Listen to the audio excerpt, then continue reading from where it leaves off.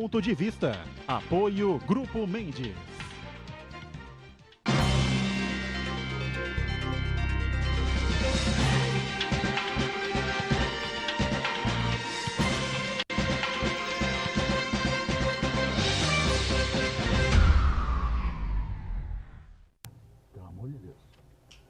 Olá, está começando aqui mais um Ponto de Vista, você sempre acompanhando a gente, conferindo conosco os debates, as discussões, as entrevistas importantes, sempre em relação aos temas que fazem parte aí da pauta da cidade, o dia a dia da cidade, da região metropolitana e, claro, debatendo sempre como nesta quinta-feira, temas interessantes e importantes de interesse nacional também. Lembrando que o programa 1h30 da tarde, sempre o horário do almoço, tradição da discussão política, desses temas todos que eu já citei, e claro, com a reprise que você está acostumado também de segunda a sexta-feira aqui na Santa Cecília TV, a partir das 8 da noite. Com exceção de ontem, como eu disse, a TV transmitiu o futebol, o jogo da Briosa, vitória da Portuguesa Santista, e o programa foi repetido na sequência. Agora, horário normal, 8 da noite, a nossa reprise. Previdência em pauta mais uma vez, tivemos um evento importante hoje na OAB, e a gente, para destrinchar uma série de assuntos, ou para levantar outros, outras questões que são sempre polêmicas, enfim, em relação a esse projeto colocado pelo governo na pauta da Câmara Federal. A gente recebe com muito prazer aqui no Ponto de Vista o vice-presidente da Associação Nacional dos Auditores Fiscais, Vanderlei Massaneiro. Prazer recebê-lo, tudo bem? Boa tarde, tudo bem? É uma grande alegria poder participar e trazer aos ouvintes alguns esclarecimentos que possam contribuir para um bom debate dessa reforma previdenciária que está sendo proposta. Muito bem. Quem responde por essa área, por esse setor, diretamente envolvido com a área previdenciária, também na Ordem dos Advogados do Brasil, na subseção de Santos, é o advogado Danilo Oliveira, que também participa aqui com a gente. Prazer recebê-lo, Danilo. Tudo bem? Prazer é todo meu. Muito obrigado pelo convite, pela oportunidade de tratar desse tema relevante, um tema sempre atual. Então, uma boa tarde a todos os membros da mesa e aos nossos telespectadores. Professor Iberê Cirna, marketing político, mais uma vez está na mesa aqui com a gente, colaborando aqui no Ponto de Vista. Tudo bem por aí, Iberê? Um prazer poder estar na companhia de vocês. Marcos Santana, na ponta, sempre atento às redes sociais, às transmissões que a gente faz aqui do Ponto de Vista e a sua participação com a gente também. Tudo certo aí, Santana? Tudo certo, tudo bem. Boa tarde a todos. Boa tarde especial que nos acompanha ao vivo. Quero convidar você a participar do programa, mandando sua pergunta, crítica, sugestão, pelo Facebook, Ponto de Vista Código Boturão, ou por e-mail, contato@pontodevista.tv.br. Quero lembrar também que o Ponto de Vista pode ser acompanhado ao vivo, pela internet, santaportal.com.br/tv. Na internet você também pode conferir as edições anteriores do Ponto de Vista no nosso canal no YouTube ou na nossa página no Facebook. E você que nos acompanha na reprise, à noite, uma boa noite. Muito bem, destacando aqui como a gente costuma fazer às quintas-feiras, o Jornal da Orla, formato tabloide, que circula aqui pela nossa cidade, toda a região metropolitana, tá certo? E vem aqui a imagem do Porto de Santos, você vê aí completando 126 anos de existência aqui na cidade, claro, da região metropolitana. O aniversário do Porto, sempre uma pauta importante, não é, Marcos Santana? Exatamente. O Porto de Santos, o maior complexo portuário não só do Brasil, mas da América Latina inteira, que começou a funcionar há 126 anos, completa amanhã 126 anos, desde que o navio britânico Nasmith atracou aqui no primeiro trecho de cais. E ao longo do tempo, mudanças significativas, profundas aconteceram, ajudaram a alavancar o desenvolvimento econômico do Brasil, de modo geral, e Santos especificamente. E nessa edição especial a gente pontua algumas informações bem importantes que dão a dimensão do Porto de Santos, a sua importância para a balança comercial brasileira e também os futuros, os desafios que esperam o Porto de Santos. Amanhã teremos um programa para falar sobre esse assunto, teremos a participação do consultor portuário Fabrício Pierdomenico, que foi diretor da Codesp, do economista Fernando Chagas. Vamos poder abordar principalmente a relação do Porto com a cidade. E é sempre meio que conflituosa, Temos uma queda de braço danada no final de 2017, o prefeito subiu a alíquota, a Câmara aprovou de 3% para 5% em relação ao ISS do Porto, enfim, e os empresários não gostaram, o Sopesp foi para cima, no final das contas essa coisa acaba se entendendo, e acabou sendo aprovado, e o ISS vai ser realmente de 5% a partir agora de abril, se não estou enganado, né? E ainda tem aquela questão anterior do IPTU, né? Os arrendatários do Porto, nem a CODES também não pagavam IPTU. Houve a vitória daqui da cidade, a vitória da prefeitura no STF, transitado e julgado o processo, e agora vão pagar aí, só falta a gente saber, são 5 anos para trás, são 10 anos para trás, são 2 anos para trás, enfim. Eu sei que em 2018 os carnês já foram emitidos, o pessoal até já pagou, né? Bom, mas a palestra e o evento que aconteceu hoje lá na OAB foi basicamente em cima dessa pauta aí que nós já discutimos, né? Já abordamos em vários aspectos. Tem gente que defende aqui, tem muita gente que é contra essa reforma previdenciária. A discussão lá, o evento girou em cima disso, né, Wanderlei? Sim, basicamente sobre isso. O objetivo do evento não era discutir se somos a favor, se somos contra a reforma. Nosso grande objetivo é esclarecer a sociedade sobre não só a verdade do Estado, do governante de plantão, mas esclarecer todas as verdades que envolvem os segurados da Previdência, os trabalhadores brasileiros. Esclarecer que a proposta de reforma está pautada em algumas mentiras que são facilmente desconstruídas. O governo vem para toda a mídia e diz que a reforma vai alcançar um número muito pequeno de trabalhadores. Isso não é verdade. Um dia após aprovada a reforma, todos os trabalhadores brasileiros serão atingidos. E cito só um exemplo, são vários. Hoje a média, para calcular o valor da aposentadoria, o provento de aposentadoria, essa média é calculada com base em 80% das melhores remunerações do trabalhador. Por que é feito isso? Porque é normal ficar desempregado em um certo período, é normal ter um salário um pouco mais baixo em certos períodos, notadamente no início da carreira. Então esses 20% são retirados para permitir uma média um pouco melhor do valor do benefício. Com a proposta que está aí, a média será de 100% do período contributivo. Imagina uma pessoa que pega aí que são 40 anos para conseguir 100% da média. Quem, na média do povo brasileiro, consegue ter 40 anos ininterruptos, sem nenhuma falta de contribuição? E o que acontecia até agora? Essa falha na contribuição era eliminada por aquela faixa dos 20%. Com a aprovação da reforma, vai contar zero. E isso fará com que todos os benefícios previdenciários de todos os trabalhadores, sejam aposentados por idade ou por tempo de contribuição, essas pessoas terão o seu benefício previdenciário diminuído. E esse benefício ele já é muito pequeno. Se pegarmos a média do valor da aposentadoria... 40 anos ininterruptos. Sem uma falha para conseguir 100%. Sem um mês falha. Para conseguir a aposentadoria pelo topo. 100% da média. 100% da média. Da média corrigida. Depois, se você não conseguir isso, ficar 6 meses sem recorrer, você sofre um... Vai zero para a média, ou seja, sua média é diminuída. Uma média que seria lá 1.200, ela vai passar, hipoteticamente, para 1.150, 1.100, assim por diante. E se pegarmos, nós fizemos um levantamento com todas as aposentadorias concedidas em 2014, e sabe qual foi a média de contribuição de todos esses aposentados? Foi de 9 meses por ano. Então, de 3/4 do período. Então, se uma pessoa precisa de 40 anos para obter 100 da média, e nesses 40 anos ela já ficou, na média, 10 sem contribuir, ela vai só conseguir essa aposentadoria com 100%, com 53, 54, ou seja... Não vai. Não é a realidade do mercado de trabalho brasileiro. Essa proposta está focada, está calcada numa realidade de Suécia, Suíça e assim por diante. Não é a realidade brasileira. O Danilo, evidentemente, participou do evento também, né? E é um dos especialistas nessa área e atua na Comissão de Direito Previdenciário da OAB Santos. Também vai por esse caminho, Danilo?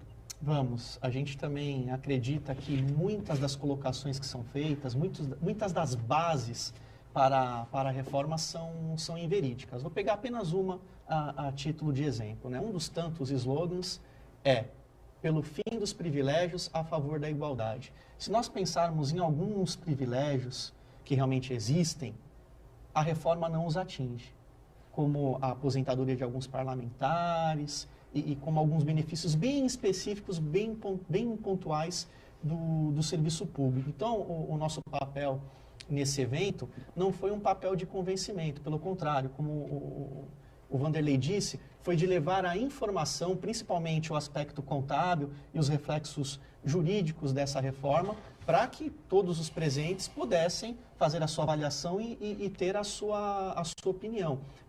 Uma reforma, não só previdenciária, mas numa legislação até antiga brasileira, reformas são necessárias, né? Que as pessoas têm que sentar, rediscutir, repensar. Sempre, claro. Isso de tempos em tempos tem que haver essa renovação. O que não pode haver é a informação inverídica, deturpada, porque, na nossa opinião, o grande pano de fundo dessa questão da reforma da Previdência é aquela antiga queda de braço, mercado econômico, trabalhador, né? Nós temos aí o exemplo das desvinculações de receita, que são permitidas na Constituição, em prol aí da concessão, muitas vezes, de incentivos fiscais, injeta-se dinheiro em determinados setores da economia, sob a promessa de que esses setores impulsionados vão gerar empregos e que a geração de emprego faz com que o trabalhador tenha renda, traga comida para sua casa, pague uma escola melhor para o seu filho. Só que a grande questão é, contabilmente, você não demonstra isso. Você não tem demonstrado, o governo não tem demonstrado que algumas desonerações, que alguns incentivos têm repercutido positivamente no aspecto social e na arrecadação. Então, vejam, é uma questão contábil. Sem contar que, do ponto de vista jurídico, a desvinculação de receita prevista na Constituição, ela não pode prejudicar a seguridade. Se de um lado é verdade que a Constituição permite a desvinculação, de outro lado a Constituição diz, desde que isso não prejudique a seguridade. Aí nós temos um agravante, um grave problema. Se o governo vende que a Previdência, que a Seguridade Social que abrange a Previdência, se ele vende que ela é deficitária, como que eu aumento o percentual de desvinculação? De 20 para 30. Algumas pessoas pensam assim, de 20 para 30 são só 10%. Não, se eu considerar os 20, o aumento foi de 50%. 50% a menos de dinheiro. 10 e 50% de 20. Percebe? Então, de 20 para 30 é um aumento gigantesco. Então, talvez seja essa informação que a gente tem aqui que levar para o nosso telespectador, porque, de outro lado, a proteção social, ela gera um custo para o Estado. Né? Aquela ideia do Estado do bem-estar social, Estado forte, que dá o total amparo para a pessoa, ela tem esse problema de que o modelo econômico é capitalista e as coisas têm um custo. Fornecer medicamentos, tratamento de saúde, escola de qualidade, tem um custo. Só que a gente tem que pensar que quem paga a conta, o sacrifício vai ser sempre do trabalhador, e quando nós falamos trabalhador, Boturão, não é só aquele trabalhador do campo, rural, que nos remete à nossa mente, não. Trabalhador somos todos nós, servidores públicos, profissionais liberais, enfim. Muito bem. E só dando número aos bois, só com licença, para ter uma ideia dessa desvinculação, em 2014 foram desvinculados 63 bilhões de reais, em 2015 65 bilhões de reais e no ano de 2016 foram desvinculados 99,8 bilhões de reais, arredondando 100 bilhões de reais que foram tirados da Seguridade, ou seja, da Previdência, da Saúde e da Assistência Social. E esse dinheiro levado para pagar juro, pagar ponte, pagar qualquer outra despesa do orçamento fiscal. Pois não. Derê, Santana. Não, é lógico que, olhando aí técnicos, e eu vou falar do outro lado, não podíamos esperar da classe política nacional que tivessem preocupados com o trabalhador, com a aposentadoria, com o salário. Na verdade, a política hoje nacional está assim, a política deles, lá em Brasília, os nossos benefícios, os nossos benesses. O trabalhador e o eleitor é detalhe. Ele está pouco se lixando, tanto que ninguém consegue vir a público, a não ser vocês que são técnicos, né? Explicar alguma coisa, ninguém explica absolutamente nada. Vende-se uma mentira, olha, vai falir. Mas ninguém cobra os devedores. Nós temos aí bilhões em dívida. E aí vão empurrando com a barriga. De mega empresários aí. De empresários aí que estão sustentando campanhas eleitorais, então ninguém vai cobrar. Mas a preocupação qual é? É que não existe transparência em nenhuma das propostas do governo. Nenhuma. Já na trabalhista foi assim, ninguém explica nada. A única coisa que esse governo está fazendo, e que quando a gente fala em aprovar é porque ele montou um balcãozinho, ele comprou até um balcão novo agora de negociação, entendeu? Ele pôs lá no Palácio, de um lado ele fica com o Meirelles com a chave do cofre, o Diogo do outro lado, e pergunta ao deputado, você quer quanto? E é assim que nós vamos... Esta é a realidade do Brasil. Pouco estão se lixando para discutir. Fizeram aí, porque não está tendo informação, vamos fazer uma campanha. Ficou pior a emenda que o soneto. Contaram mais mentira ainda. Ninguém explica. Todas as vezes que você vê um técnico, nós já tivemos nessa mesa alguns debates sobre isso, que os técnicos têm mostrado. Eu falo assim, mas não é possível que se jogue tudo nas costas do trabalhador. É o que vai sobrar. É para 20 anos. Agora eu já escutei uma outra. Não se preocupa que é para 20 anos. Eu fico feliz, porque eu não devo estar aqui. Mas a preocupação, e esse que começou a trabalhar agora? Então, nada nesse país, a classe política, aquele paizinho chamado Brasília, eles estão preocupados com os benefícios deles. O resto é detalhe. Então, se tiver que empurrar, quanto custa essa reforma? Não sei. Está o cofre lá, o cofre é grande, porque eles arrumam dinheiro tudo quanto é lado. Então, vão liberar emendas, vão fazer o diabo a 4 para que seja aprovado. Depois que aprovou, aí vamos tocar para frente, o problema é do trabalhador, não é deles. Eles têm o seu gueto lá separadinho, tem lá seus benesses. Então, é difícil você acreditar nesse processo político que discute as coisas tão profundas do Brasil, como reforma tributária, reforma fiscal, reforma política. Nada disso é discutido com a população. Eu tenho dito aqui, abaixo, né? Que a gente fala, nós estamos numa democracia, e esse povo lá de Brasília conseguiu reduzir o conceito de democracia ao simples fato de apertar um botão na eleição, mais nada. O resto eu não participo. Então, esta coisa não é assim, é democracia lá brasileira, só pode ser. Porque eu gostaria que fosse como os gregos lá atrás, vamos discutir isso aí. Aí não, nós não participamos de nada. Só vai lá, você é democrata, aperta o botão aí, vota, está tudo feliz, volta para casa. Essa é a democracia que querem. Porque as decisões são feitas do calma lá, que eu brinco aqui que o Congresso é o calma lá, né, Marco? Qualquer coisa que você proponha, alguém grita, calma lá. Vamos ver se é bom para nós. Se for bom para aquele grupo que está lá, naquele país chamado Brasília, eles aprovam. Senão, o problema vai ser do brasileiro. A questão da Previdência, eu já cansei de falar isso de maneira geral, você não ouve nas emissoras, cabeças de rede, né, na grande mídia, na mídia nacional, discussões assim abertas sobre esse tema. Você só ouve o governo e só ouve especialistas em economia, né? Os especialistas em economia normalmente são favoráveis à reforma, vai do jeito que está, acabou, porque os números não fecham, por isso, por aqui, por aquilo, por aquilo outro. Mas você não vê de maneira alguma alguém de outro lado. Então, realmente, falta democracia já nos nossos colegas da Globo, imprensa, da Band, da Record, enfim, Globo News, Band News, Record News. Mas também, Edgar, é lógico que eles vão levar a opinião do governo, porque ninguém investe em publicidade, o governo investe. O governo tem muito dinheiro para pôr em publicidade. Então, eu também direciono um pouco a grande mídia, né? Esse é o grande aspecto. Quando você fala do economista, o economista gosta de ver número. E o Brasil chegou a um ponto de que a gente analisa tudo pelo número. O ser humano é um detalhe.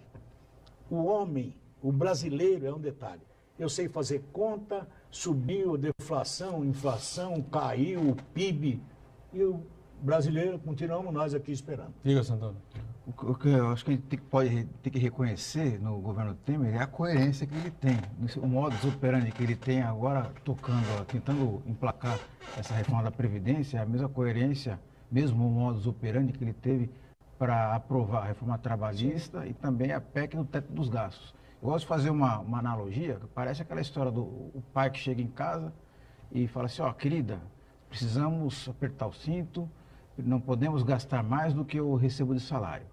Então é o seguinte, o pão e o leite do nosso filho a gente vai reduzir pela metade. Agora o uísque, 12 anos, do seu irmão que mora com a gente aqui, que não quer saber de procurar emprego, isso aí nós vamos manter. Então é basicamente a mesma coisa. Ao mesmo tempo que ele prevê, defende o corte de gastos, ele corta de quem não pode receber o corte e mantém privilégios. Em nenhum momento se discutiu, por exemplo, a discussão, a previdência, os funcionários do Poder Judiciário, altos escalões do Poder Legislativo, os parlamentares, os militares saíram fora dessa conta daí. Por quê? Porque o Michel Temer, afundado até o pescoço com denúncias de corrupção, então está refém do Congresso Nacional, refém desses grupos de pressão, grupos corporativos que fazem uma pressão muito forte, nos parlamentares e no Poder Executivo, inclusive. Então, ele resolve fatiar essas reformas e mantendo os privilégios e penalizando os mais pobres, os que mais precisam da Previdência Social. Os auditores fiscais estão na linha de tiro aí dos prejudicados pela reforma? Não? Vamos fazer um intervalo rápido, aí está em cima do break, aí o Wanderlei vai começar a falar, a gente vai ser obrigado a parar, enfim, vamos fazer o break, estouramos aqui o bloco. Na volta, a gente segue aqui com o ponto de vista. Já.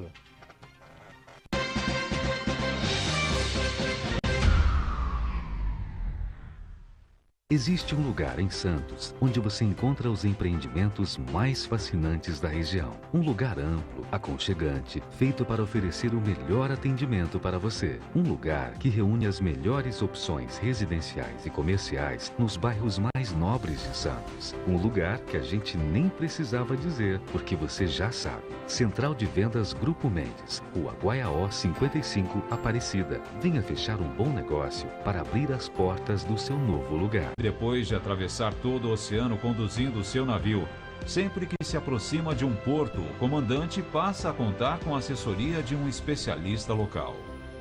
Um profissional conhecido como prático. A Praticagem de São Paulo realiza este trabalho 24 horas por dia, 365 dias por ano. Possui o mais moderno centro operacional do setor aquaviário do país. É o C3OT. Segurança, pontualidade e tecnologia a serviço do Brasil. Festa de 21 anos do Sistema Santa Cecília de Comunicação. Dia 2 de fevereiro, a partir das 10 da noite, no Clube dos Ingleses e Caiçara. O melhor do flashback dos anos 70, 80 e 90. Convites antecipados com desconto no Café do Cine Roxy, nas lojas Proplastic do Centro e Pedro Lessa e na CTE Electronic em São Vicente. Acompanhe na programação o sorteio de convites. Aniversário de 21 anos do Sistema Santa Cecília de Comunicação.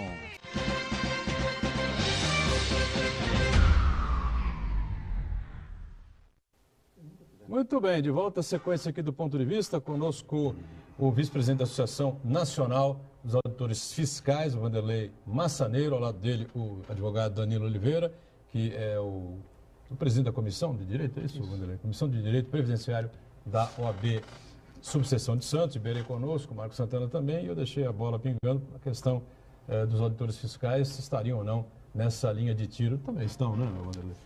Todos os trabalhadores brasileiros, onde se incluem os auditores fiscais da Receita, estão na linha de tiro. E em relação aos servidores públicos, em especial, a mentira é ainda mais gritante. Nós temos visto o presidente da República participar de alguns programas de auditório, onde em um deles ele falou, olha, os funcionários públicos contribuem sobre 5 mil reais, me perdoe, eu gostaria de contribuir sobre 50 mil, se eu recebesse isso. Então, eles contribuem sobre 5 mil reais e se aposentam com 20, 25, 30 mil reais. Essa é mais uma mentira propagada pelo governo.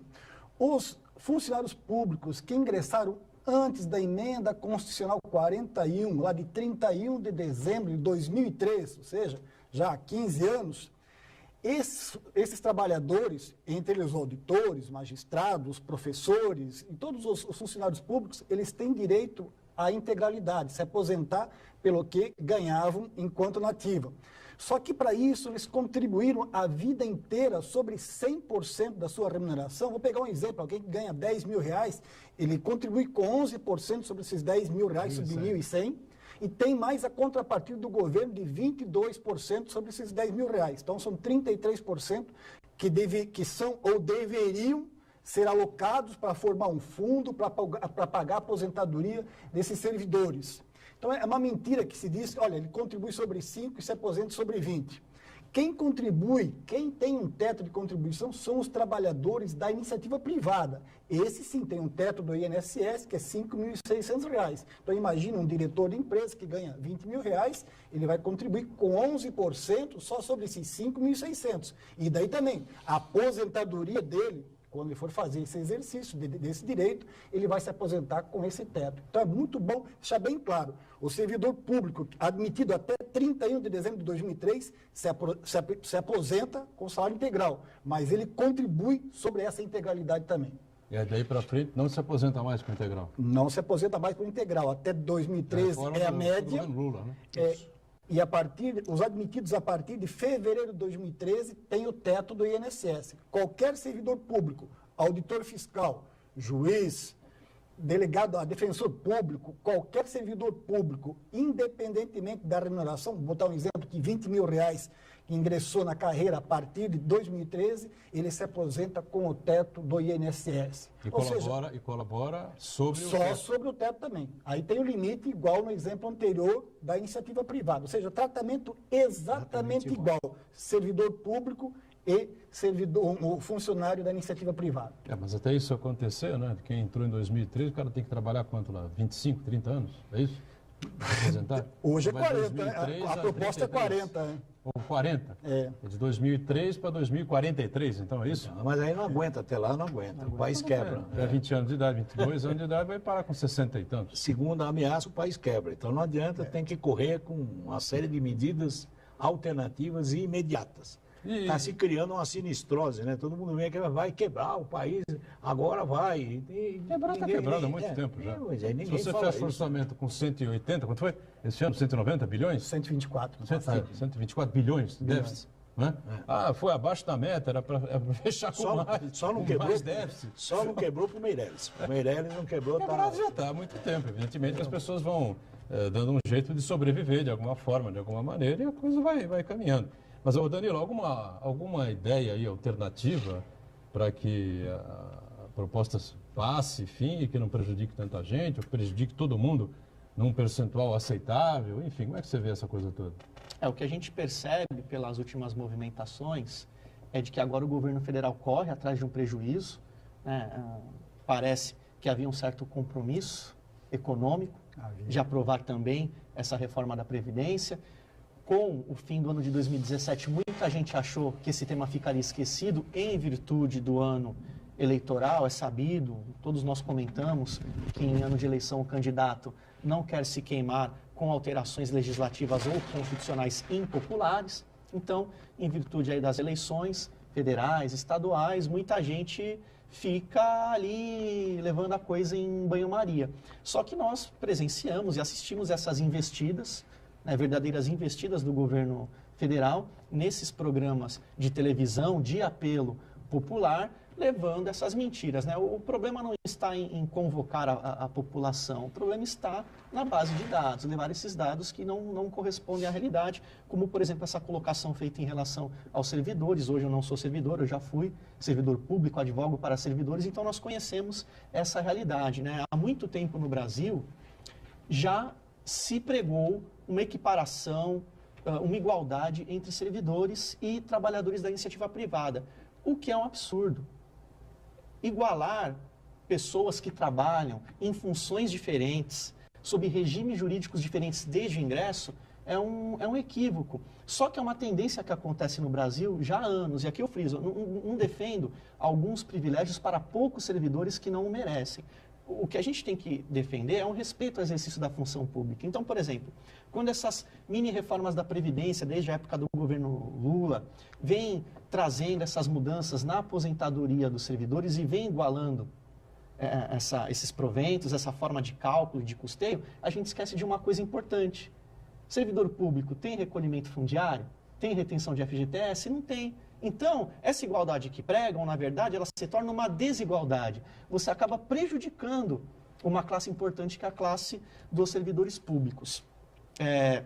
Sem contar também que algumas aposentadorias, por exemplo, de parlamentares, isso está sendo esquecido. Um outro ponto relevante ali em relação aos servidores é a questão orçamentária. Quando o governo federal defende o déficit da Previdência, ele coloca proventos de servidores. Só que isso não tem que constar nessa rubrica. Ali é despesa com pessoal, é folha de pagamento, porque a base de financiamento é um pouco diferente. Então, essas questões que são até difíceis da gente colocar, o governo simplesmente faz o quê? Não informa e ainda acaba mascarando, e infelizmente, o Massaneiro comentava isso conosco anteriormente, até o Tribunal de Contas da União acaba se equivocando, entre aspas, e confundindo essas despesas. E aí, Berê, Eu acho que essa é o grande nó que nós vivemos. não se esclarece, não se colocam as entidades numa mesma mesa, né? Seja lá o funcionalismo público, seja a iniciativa privada, seja o empresário, o governo, seja lá quem for, para discutir isso. Esta é a falta que nós, brasileiros, sentimos num regime democrático. Ninguém me explica nada. Cada um é a mesma coisa, Danilo. Você tem uma visão.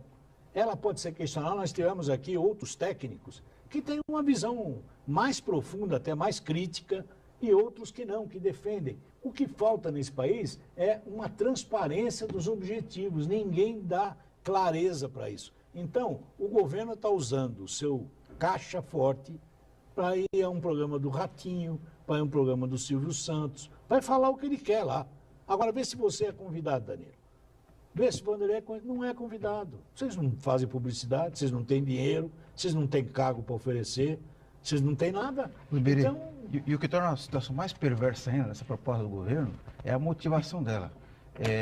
Boa parte dos parlamentares que apoiam essa proposta, que defendem a camisa, foram financiados, tiveram a campanha eleitoral financiados por grandes bancos, empresas privadas que vendem previdência privada. E uma coisa que foi sintomática, no ano passado, na semana em que o governo apresentou essa proposta da Previdência, a consulta por planos de previdência privada aumentou drasticamente, acho que foi 15% na primeira semana. Quer dizer, as pessoas como se fosse uma mensagem subliminar para as pessoas falarem, olha, você não vai se aposentar pela previdência pública, você vai ter que ser obrigado a contratar uma previdência privada. Então, quem é que ganha com isso daí? São os bancos, são as empresas privadas que comercializam planos de previdência privada.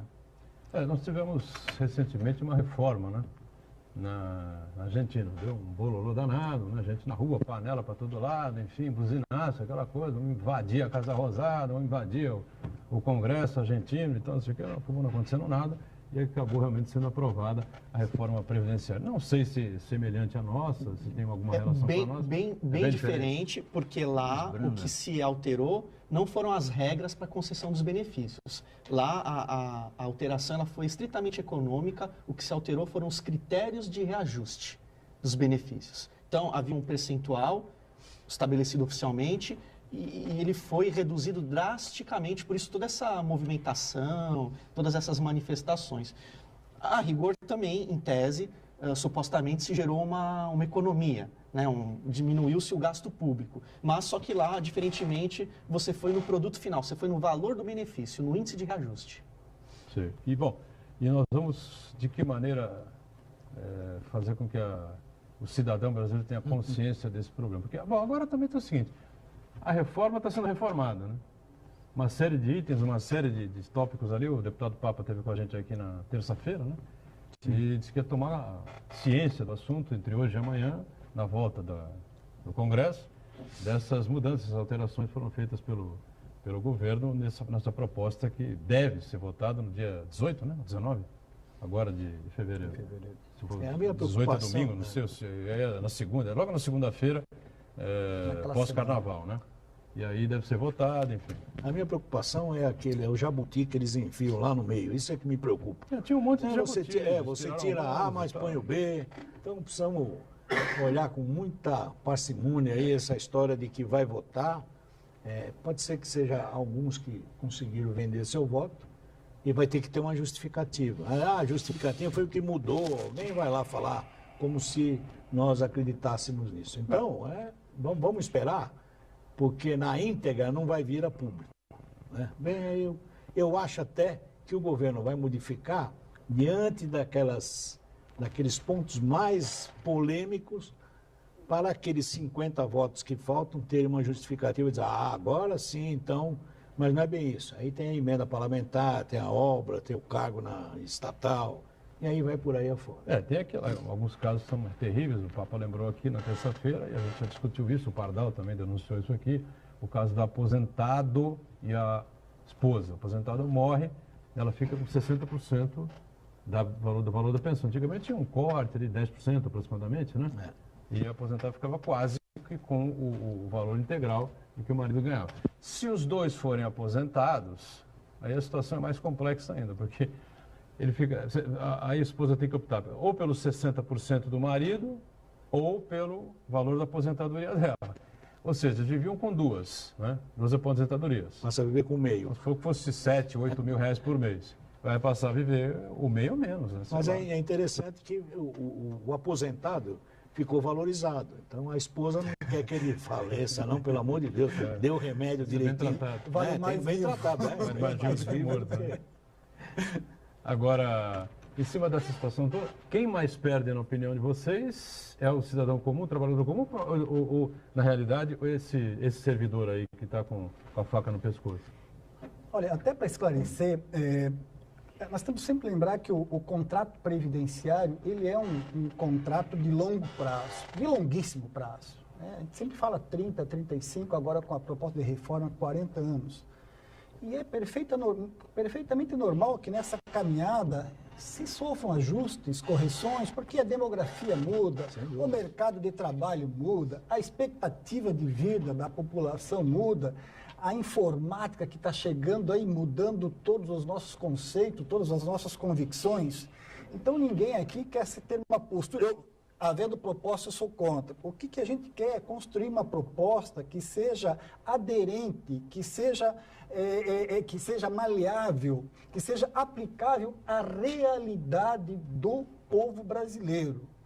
É isso que a gente quer defender. Opa, você não pode botar uma idade mínima de R$65 de cara, quando você tem uma expectativa de vida em muitos lugares que não chegam a esses 65 anos. Então, o que a reforma propõe é 65 para o homem. Para o homem e 62 para as mulheres. Com 40 de contribuição para se conseguir a média dos 100%. Isso está totalmente fora da nossa realidade. 62. Vai reduzir para 60, eu acho, né?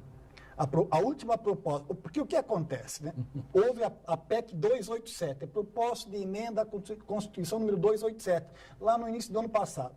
Aí, atacando servidores públicos e a iniciativa privada. Aí todo mundo berrou, apresentaram a 27A. Aí a versão A minimizou o impacto na iniciativa privada, jogou para o servidor público, não atendeu. Aí lançaram a 287B, minimizando os impactos no campo, mas que na verdade não minimizaram nada. E agora talvez tenhamos uma 287C, 287D e assim por diante. Ou seja, isso demonstra de forma muito clara que não houve uma conversa. Se vocês pegarem a agenda do Marcelo Caetano, que é o secretário executivo do Ministério da Fazenda, que cuida da reforma, antes da apresentação da primeira proposta, a agenda dele só tinha bancos, corretoras, né, financiadores de campanha. Ele não atendeu uma central sindical, ele não atendeu uma entidade de classe para construir essa proposta da reforma. Então, a gente chega à conclusão, e analisando profundamente a proposta, que ela tem 3 objetivos. Dificultar o acesso a benefícios. O segundo é reduzir o valor dos benefícios e principalmente para aquelas pessoas que ganham pouco. E o terceiro é entregar a previdência para o mercado privado de previdência complementar privado.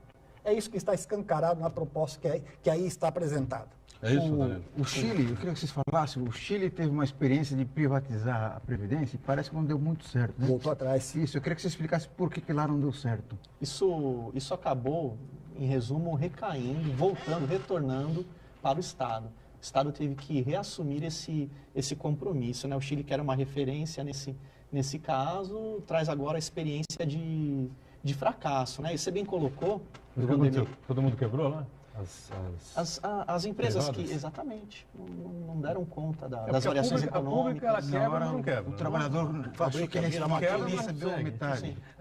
Sim. E em relação à Previdência Complementar, essa mensagem é mais que subliminar, é mais que embutida, como você colocou, e o Vanderlei agora reafirmou.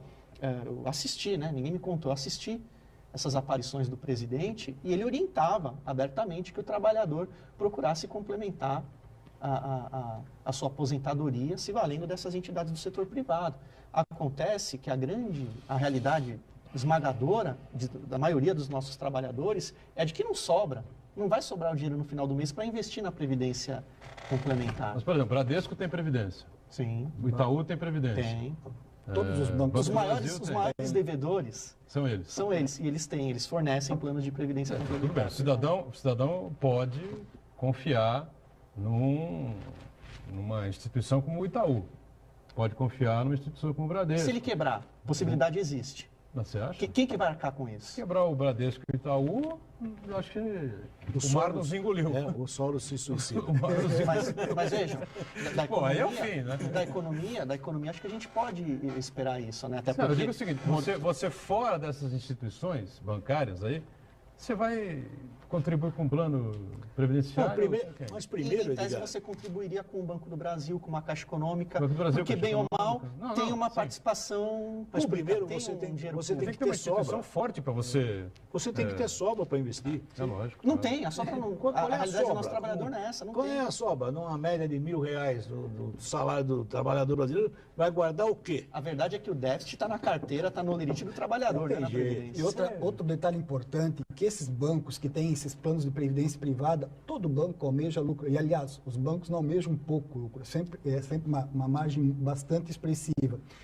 O que acontece? Você deposita R$1.000, imagina que a pessoa consiga lá reservar R$1.000 por mês para botar numa previdência privada desses bancos. O que acontece? Quando ele coloca os R$1.000, já vai uma parte para a taxa de carregamento, que eles não explicam. Aí, normalmente, 4%, 5%. Então, já não vão os R$1.000, vão nós 150. Sim. E aí os bancos cobram, além de outras taxas, anualmente uma taxa de administração em torno de 2,5%, alguns até 5%. Então, depois de acumular 1 ano, 2 anos, a cada ano eles cobram esse percentual da reserva acumulada. Então você deposita 1.000, mas depois no teu histórico, depois de 30 anos, o que contou de fato lá são 800, 700 reais. Nossa, o resto o bicho, você tocou num o bicho ponto comeu. interessante, desculpa te interromper, mas você tocou num ponto interessante, que esses produtos, que o banco gosta de falar que é produto, né? Que fala que é previdência só no nome, porque na verdade é um plano de investimento. Porque, como você falou, tem taxa de carregamento, a taxa de administração, que é altíssima, proporcionalmente ao que o trabalhador está colocando no banco. Quer dizer, é um negócio que é bom só apenas para um lado, né? E esse tipo de coisa, o nosso presidente, o nosso ministro, eles não vêm a público para explicar. Não, mas o ministro, inclusive, tem pouca experiência em banco. O Meirelles tem pouca. Na verdade, é assim, primeiro, é a falácia de que tem que sobrar, né? Já não dá para sobreviver, né? E tem mais, né? E nós estamos aí, como é que vai sobrar para 13 milhões de desempregados? Não sobra. Como é que vai sobrar? Não vai sobrar nada. Então, fala-se muito. Acho que o único que pode guardar, pode ser que o auditor dê para guardar 1.000 por mês, viu, Vanderlei? Eu acho Depende do comportamento da dona da casa, né? Tem um aqui que guarda muito mais do que 1.000 por mês. É? Tá com o burro na sombra. Quem é? Um break, a gente volta na sequência, Isso. já com o ponto de vista.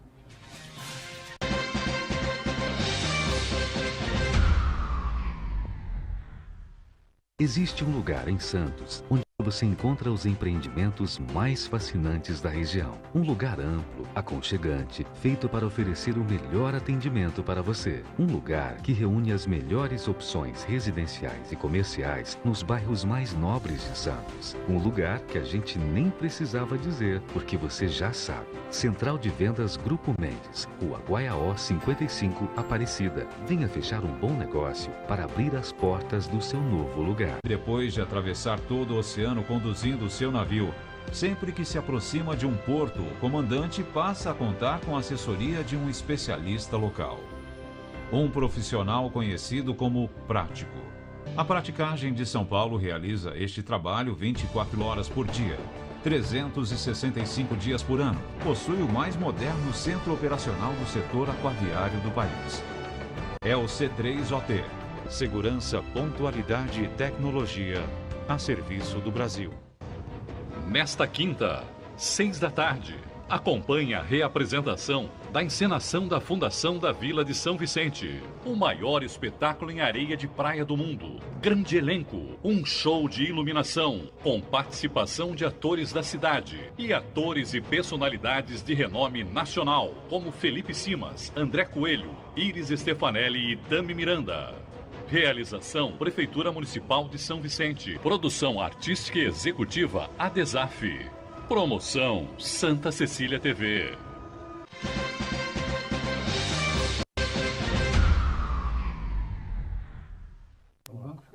Muito bem, terceiro e último bloco dessa edição do Ponto de Vista, a gente falando sobre a questão previdenciária.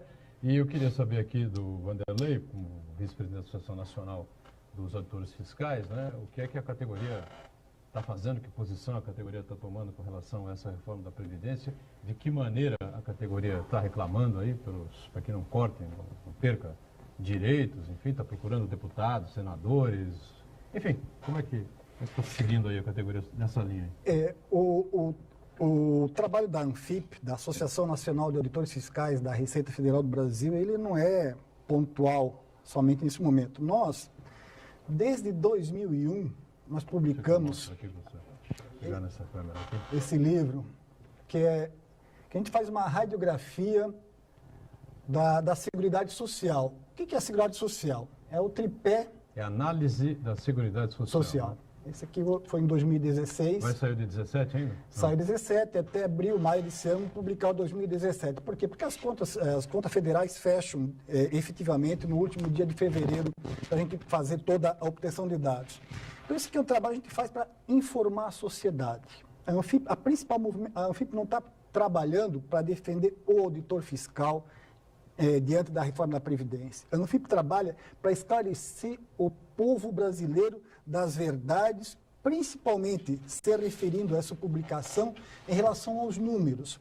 O que a gente faz aqui? A gente faz uma análise de todos os tributos que foram criados para financiar a Seguridade Social. E até, se me permitem, porque isso até a partir de 88. Até 88, não existia o conceito de seguridade, só previdência. Então, o que existia? Uma contribuição, um tributo sobre a folha, que financiava a previdência. O legislador de 88, o nosso legislador constituinte, ele já anteviu, nós temos uma revolução tecnológica, a demografia está mudando, as pessoas vão viver mais, as máquinas vão produzir cada vez mais em lugar das pessoas. Então, ele mudou esse conceito, criou o conceito de Seguridade Social, incluindo saúde e assistência, e ao mesmo tempo criou uma cesta de tributos para financiar isso. Tributos sobre a folha de pagamento, tributos sobre o lucro, que é a contribuição social sobre o lucro, tributos sobre o faturamento, que é a contribuição para financiamento da Seguridade Social, COFINS, tributos sobre a importação, tributos sobre o concurso de prognóstico, sobre a fezinha que nós fazemos lá na loteria e tudo mais, e até pouco tempo atrás nós tínhamos também a CPMF. Então, o que a gente faz aqui? E, ao mesmo tempo, nós analisamos todos os gastos com ações, programas e benefícios na área da saúde, na área da assistência e da previdência social. E, pasmem, senhores, de 2001 até 2016, nosso último levantamento, a média de superávit por ano, sem correção, de 2001 para cá, é de mais de 50 bilhões. Então, o que a ANFIP faz? É realmente levar essa informação para as pessoas. Infelizmente, a grande mídia não nos dá muita atenção, fazendo coro ao nosso amigo, mas levar informação para contribuir para o debate. Como eu reitero, já estou sendo chato e falar, vamos discutir uma reforma, mas vamos sentar à mesa. Você é a favor, você é contra, você quer 65 anos, eu acho que não. Botar trabalhadores, governo, bote os bancos juntos, que também tem interesse, mas vamos discutir. Não vamos querer construir um enlatado e meter goela abaixo do povo brasileiro. Na verdade, essa reforma, eu já disse no outro bloco, ela vai, se é que vai à votação, não sei exatamente o que vai acontecer no dia 19, né?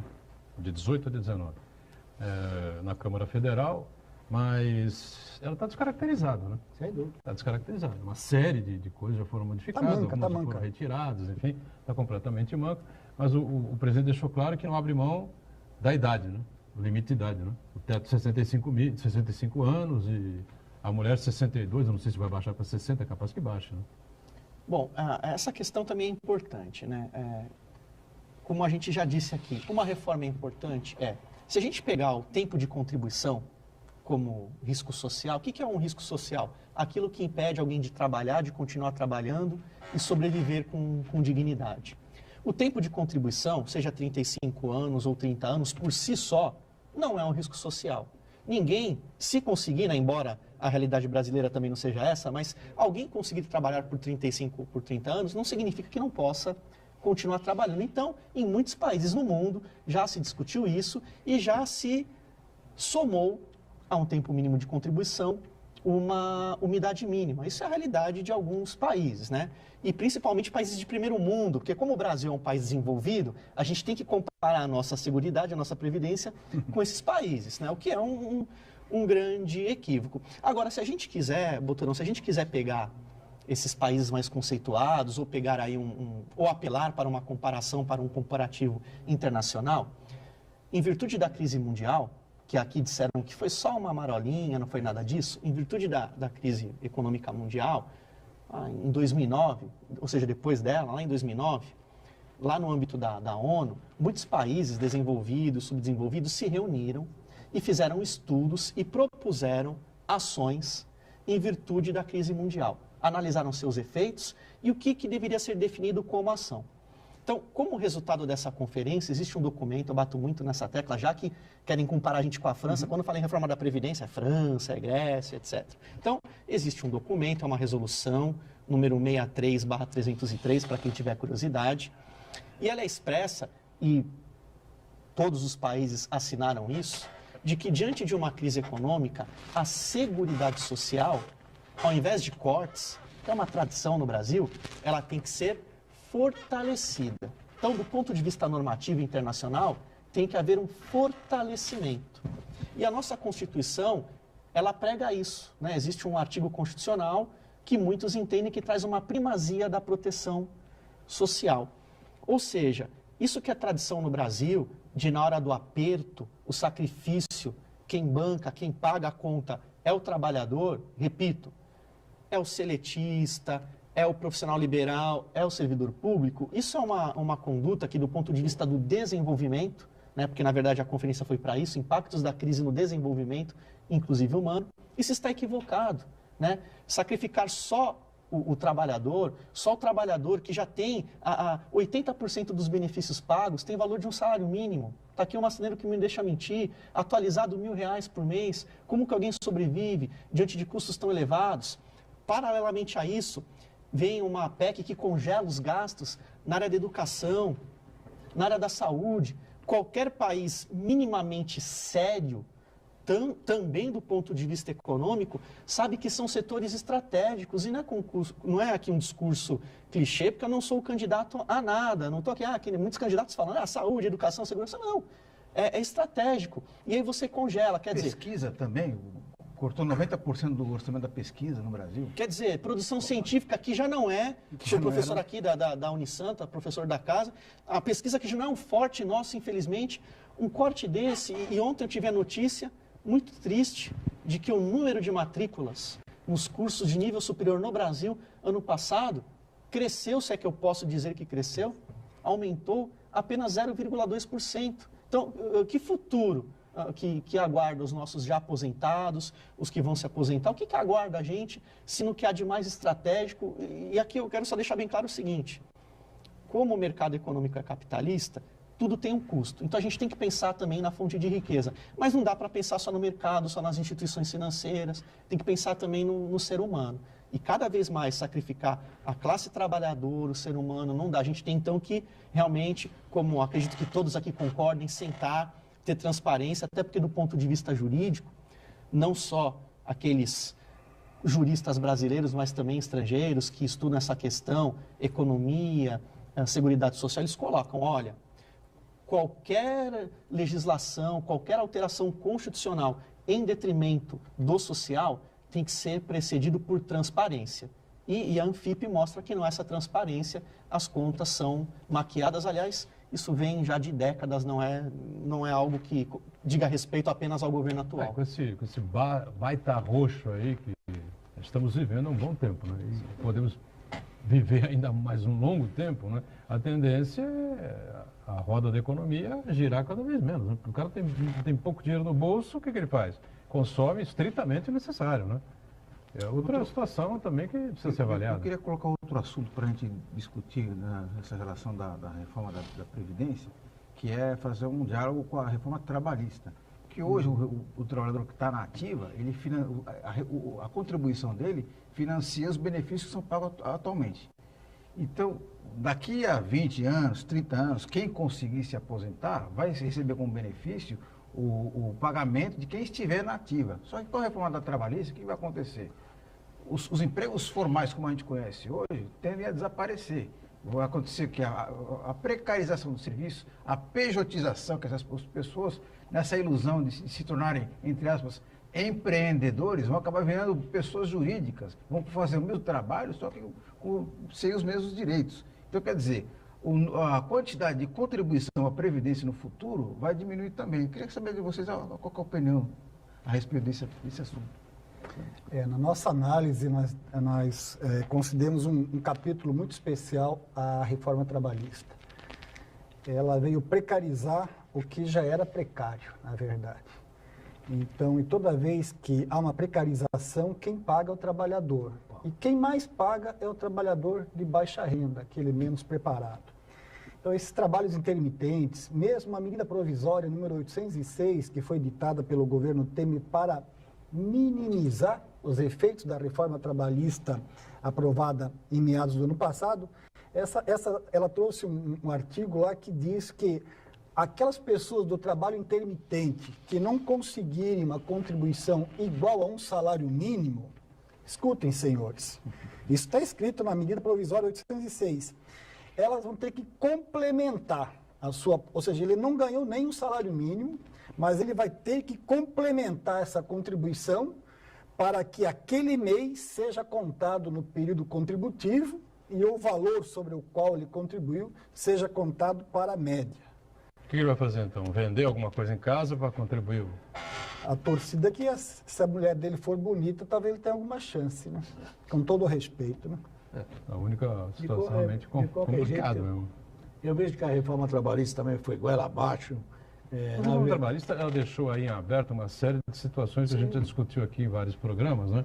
Eu comentava com o Danilo antes do intervalo, uma série de questões que são consideradas inconstitucionais, não só por advogados especialistas, mas também por vários juízes aí que não estão aceitando, não estão dando decisões favoráveis, como o pessoal imaginava que fosse fácil, enfim, né? Mas também eu gostaria de deixar aqui, nós falamos da trabalhista um pouco, mas também gostaria de uma hora ter a oportunidade de discutir a reforma fiscal e a tributária, né? Eu acho que isso também é importante. Em algum momento, nós temos que discutir o Brasil com mais profundidade. Essas duas estão em pauta aí porque querem votar e tal, mas a reforma fiscal também merece uma atenção muito grande, até porque ela vai readequar todo o sistema de despesa do Estado e o Estado tende a ser um pouco menor. Posso só fazer uma colocação? Eu acredito que todas essas reformas, embora tratem de temas diferentes, elas estão coligadas. Sim, a gente consegue perceber que uma reflete na outra. A trabalhista, na previdenciária, e a da previdência está, sim, intimamente ligada com a tributária, sim, que é a que cuida da arrecadação. Eu vou dar um exemplo aqui, né? No seu discurso recente, o presidente disse que há hoje um déficit de 190 bilhões, arredondando. Isso excluída a aposentadoria, o regime previdenciário do servidor. Então, pensando aqui só no regime geral, trabalhador da iniciativa privada, 190 bilhões. Tá? Um dos problemas realmente reais dos cofres públicos é a sonegação. Dentro da sonegação, nós deixamos de recolher nos últimos 4 anos 125 bilhões de reais a título de apropriação indébita. O que é isso? É um dinheiro que existe. Por exemplo, o empregador, ele fez o desconto do lerite do empregado, ele fez a retenção, ele descontou do trabalhador, então o dinheiro está lá, existe. Só que ele não repassou para os cofres da Previdência. São 125 bilhões, apurados também pela Anfip, e isso consta na cartilha que analisou aí a proposta de reforma da Previdência. Quer dizer, 195 bilhões de um dinheiro que foi, entre aspas, desviado, é muita coisa. Pois é, muita coisa para a gente debater e discutir, né?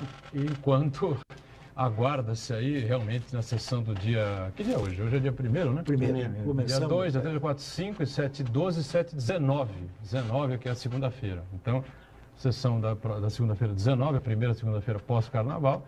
Né? E o que vai acontecer na Câmara Federal com relação à votação da reforma da Previdência ou se a coisa vai rolar aí durante o ano eleitoral. Vanderlei, prazer ter você aqui. Espero que volte outras oportunidades. Ao lado do Danilo também. Obrigado a vocês. Estamos à disposição. Pela participação aqui com a gente. Obrigado. Iberê sempre conosco, Marcos Santana sempre ligado aí nas redes sociais e a gente juntos aqui na Santa Cecília TV, 1h30 da tarde, segunda a sexta, ponto de vista ao vivo, reprise, você sabe, às 8 da noite. Valeu, obrigado, tchau.